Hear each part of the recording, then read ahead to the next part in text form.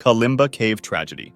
It was December 2004, and 9 divers were about to enter the Kalimba cenote for the second time while on vacation in Mexico. Their plan was to follow the guidelines to the Boschchen cenote before turning back. They split into 2 groups. The first would go ahead and set markers to highlight the correct path, while the second would follow. Since the first group had more efficient oxygen tanks, they planned to go farther before returning, while the second group would start heading back earlier. As Team 2 was expected to resurface first, they would remove a specific type of marker called cookies to signal their exit. Seeing that the cookies were gone, Team 1 would then remove their own markers on the way back, ensuring the cave remained clean for future divers. Everything went according to plan. Team 1, noticing the absence of the cookies, began their ascent, but when they resurfaced, Team 2 was nowhere to be found. They searched the area for 30 minutes but found no sign of them. Regrouping at the Kalimba cenote, they geared up to re-enter the tunnel and search for them. By this point, Team 2 had little oxygen left, but suddenly, bubbles appeared in the water, and 2 divers quickly resurfaced. They immediately began explaining what had happened underwater. Instead of following the intended exit path, Team 2 had mistakenly turned left. The return trip should have been short, but they only realized their mistake after swimming 1,400 feet in the wrong direction. By the time they noticed, they were nearly 3,000 feet from the original exit. However, another exit was just 300 feet away. Reaching it posed a serious challenge. They needed to cross a 70-foot gap with no guidelines, making it a dangerous risk of getting lost. Kent, one of the divers, took out his safety line, secured it, and began swimming across. He was just short of reaching the guideline when his line stopped him. It was too short to cover the long gap. Time was running out, and turning back, Kent saw the rest of the group heading toward the initial path, so he swam fast to catch up. By then, their oxygen levels were critically low, and with no air pockets in the cave, the situation was becoming life-threatening. After 25 minutes of swimming, they finally reached the correct line. A 30-minute swim still lay between them and the exit. Bill's oxygen was nearly gone, with only 200 psi left. He moved next to Jean, who had more air, and she shared hers using her emergency extra mouthpiece. The situation was so bad that in tight passages, Bill had to hold his breath while Jean squeezed through first. Then Michael also began running dangerously low on air. Seeing that Jean and Bill were already sharing and could not help him, he panicked. He was the least experienced of the group, and his tank was almost empty. Fortunately, Kent reached him in time, handed him his emergency mouthpiece, and tried to calm him down. Meanwhile, Jean and Bill made it out with just 500 psi left in Jean's tank. Had they been delayed just a few more minutes, they would have drowned. They immediately informed the others that Michael and Kent were behind them. Their lights had been visible just before they exited. The remaining divers quickly re-entered the tunnel, hoping to find them in time. Just 250 feet inside, they spotted Michael and Kent's lights, but something was wrong. They weren't moving. As they got closer, the truth became clear. Both had run out of oxygen and drowned just 5 minutes from the exit.